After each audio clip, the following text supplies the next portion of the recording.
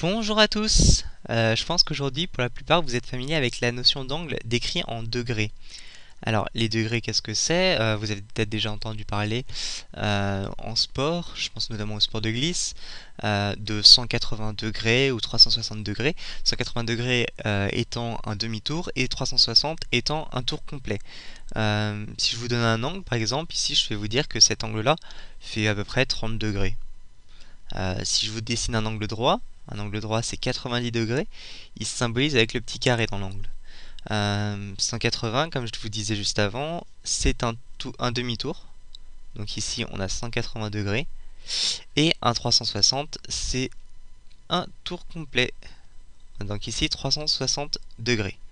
Alors, la question qu'on pourrait se poser, c'est pourquoi est-ce qu'on utilise des degrés? Pourquoi est-ce qu'on a décidé un jour que un tour complet, ça serait 360 quelque chose, et non pas 1 ou 10, 100, 1000, je ne sais quoi. Ça s'est un peu perdu avec l'histoire, mais en revanche, on a vraiment raison de se poser la question pourquoi est-ce qu'on utilise les degrés, pourquoi est-ce qu'on n'utiliserait pas autre chose, puisque justement il existe d'autres notations, d'autres unités pour décrire les angles, et aujourd'hui on va parler des radians. Ces radians, ça vient du latin radius, qui signifie le rayon. Alors, pourquoi est-ce que les radians viennent du rayon? Je vais vous expliquer tout de suite. On va se donner un cercle. Hop. On va lui donner un rayon. Voilà, un rayon petit r. Et on va dessiner un angle, θ, ici, tel que l'arc de cercle qui se trouve ici est une longueur une fois r. C'est-à-dire que l'arc de cercle décrit par l'angle θ ici est la même longueur que le rayon du cercle.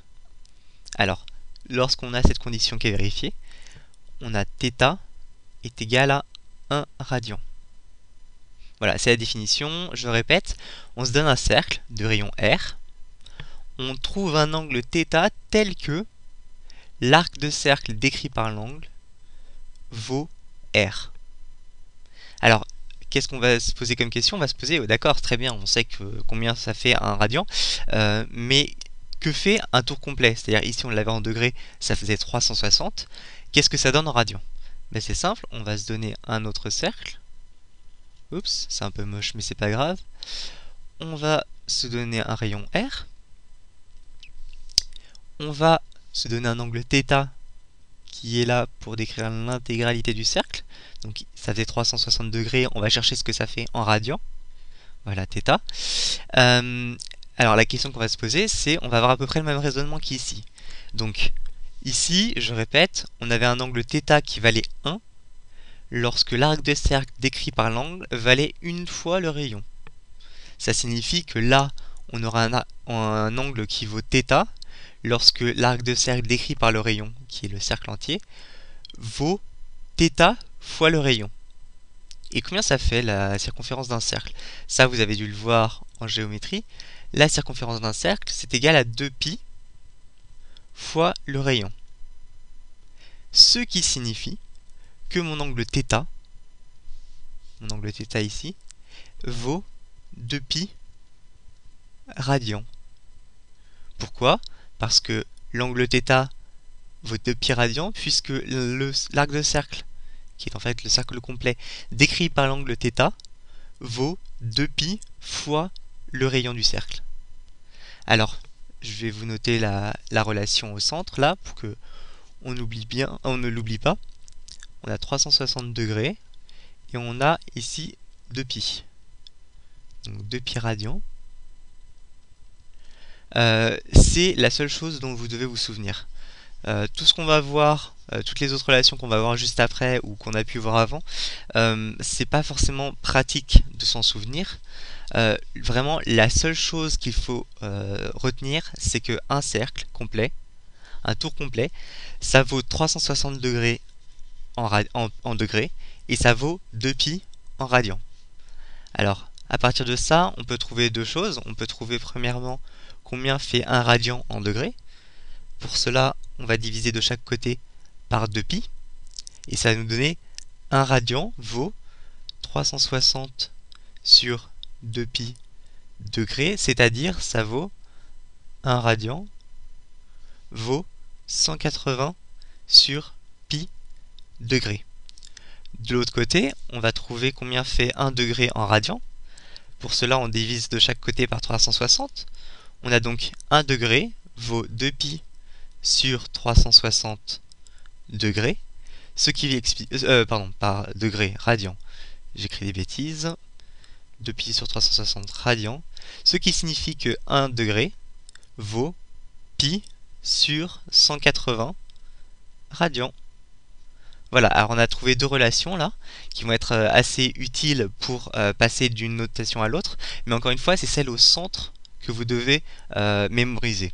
Elle est plus simple et même si on va utiliser les autres là pour résoudre quelques petits exercices, la notation de pi radian égale 360 degrés est beaucoup plus facile à mémoriser. Et à partir de ça, vous retrouvez, comme je vous l'ai montré, les deux formules ici. Alors, on va se donner des exemples. Par exemple, on va se donner un angle de 30 degrés et on va chercher à savoir qu'est-ce qu'il vaut en radians. Alors, c'est simple, on sait que 30 degrés, 1 degré c'est pi sur 180 radians. Donc 30 degrés, ça va être égal à 30 fois pi sur 180 radians, ce qui signifie que c'est égal à pi sur 6 radians. Autre exemple, cette fois-ci on part d'un angle en radians, on va se donner un angle de pi sur 3 radians. On va chercher à savoir ce qu'il vaut en degrés. Donc pi sur 3 radians, ça vaut pi sur 3 fois 1 radian, c'est-à-dire fois 180 sur pi degrés. Les pi s'annulent, on se retrouve avec 180 sur 3 degrés, ce qui est égal à 60 degrés.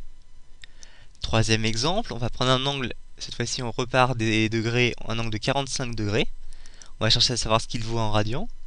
On sait que 1 degré c'est pi sur 180, donc 45 degrés ça va être égal à 45 fois pi sur 180 radians, ce qui est égal à pi sur 4 radians.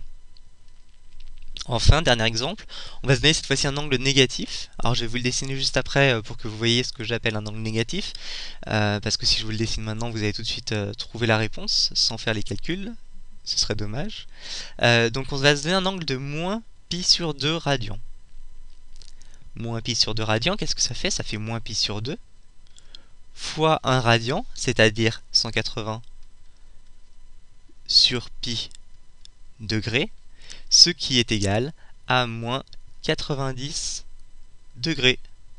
Je vous le dessine donc un angle positif, généralement, donc là on a un rayon, on a l'axe des zéros, donc un angle positif, on va le décrire dans le sens inverse des aiguilles d'une montre, donc ici on a θ qui est supérieur à 0. En revanche, si on part dans ce sens-là, on va avoir θ qui est inférieur à 0. C'est tout. Voilà, les angles négatifs, c'est lorsqu'on part dans le sens des aiguilles d'une montre, et l'angle positif, c'est lorsqu'on part dans le sens que l'on dit trigonométrique, c'est-à-dire le sens inverse des aiguilles d'une montre. Voilà, j'espère que ça aura pu vous être utile, et puis je vous dis à la prochaine.